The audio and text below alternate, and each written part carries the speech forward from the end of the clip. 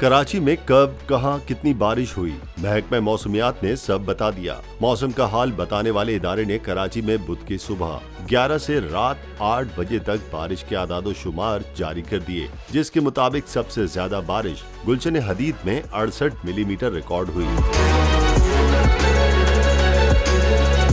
महकमा मौसमियात के मुताबिक कायदाबाद में 37, गडाब और सदर में 29 मिलीमीटर, सादी टाउन 25.8, मौसमियात में 21.2 मिलीमीटर बारिश हुई।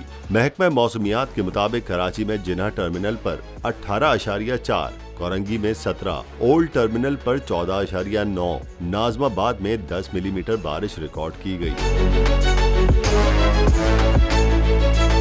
कराची में कल की बारिश के आदाद शुमार के मुताबिक डिफेंस में 9.5, किमाड़ी में 7.5 मिलीमीटर, औरंगी में 6.6, सरजानी टाउन में 5.8, नॉर्थ कराची में 5.4 और फैसल बेस पर 3 मिलीमीटर बारिश रिकॉर्ड की गई। सबसे कम बारिश मसरूर बेस पर 2.5 मिलीमीटर रिकॉर्ड की गई।